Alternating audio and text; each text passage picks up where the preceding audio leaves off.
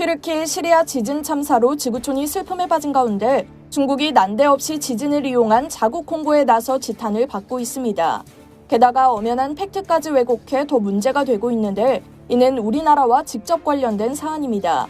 지난 13일 주프랑스 중국 대사관은 공식 트위터에 중국이 튀르키예에 건설한 다리는 지진을 견뎌냈다는 글과 함께 튀르키예의 차나칼레 대교 영상을 게재했습니다. 이와 함께 차이나테크라는 해시태그까지 걸었습니다. 주북 아일랜드 중국 대사관의 메이팡장 총영사도 같은 글과 영상을 자신의 트위터에 게재했습니다. 두 영상은 논란이 거세지자 14일 오후 삭제됐습니다. 지난 6일 튀르키예와 시리아를 강타한 규모 7.8의 강진과 이어진 여진으로 수만 명이 목숨을 잃는 엄청난 비극이 발생했습니다. 전 세계가 애도 분위기에 휩싸인 상황에서 중국은 튀르키예에 설치된 다리가 중국 기술로 제작돼 무너지지 않았다며 자기 자랑을 한 겁니다. 그것도 일반인이 아닌 외교관이 한 일입니다. 외교관은 국제적으로 자기 나라를 대표하는 얼굴인데요. 자연재해로 인한 대형 참사 속에 더욱 언행에 신중을 기해야 할 텐데 아무 생각이 없는 듯 이런 마케팅을 했다는 점이 쉽게 이해되지 않습니다. 문제는 이뿐만이 아닙니다. 중국이 언급한 차나칼레 대교는 중국이 제작한 다리가 아닌데요. 한국 기업이 만든 세계적인 명물로 유럽에서 상을 받기까지 했습니다. DLENC와 SK 에코플랜트가 2017년 수주에 건설한 차나칼레 대교는 지난해 3월 개통됐습니다.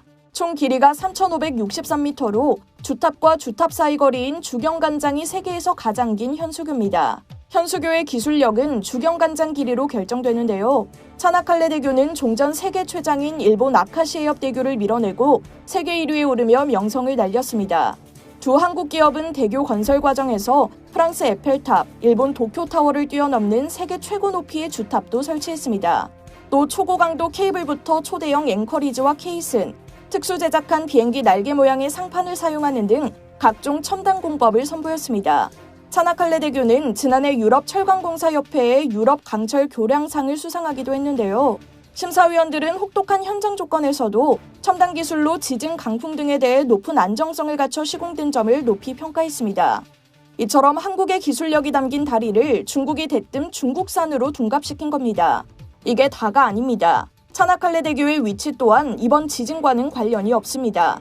지진이 발생한 튀르키예 동남부로부터 무려 1000km나 떨어져 있는데요. 서울에서 부산까지 직선거리 325km의 약 3배가 되는 먼 거리로 지진의 영향을 받지 않았습니다. 이를 알고 있는 네티즌들은 주프랑스 중국 대사관 트위터에 지리 공부부터 하라며 차나칼레 대교가 위치한 곳과 이번 진앙지가 표시된 지도 사진을 게재하기도 했습니다. 이상 여의도튜브였습니다.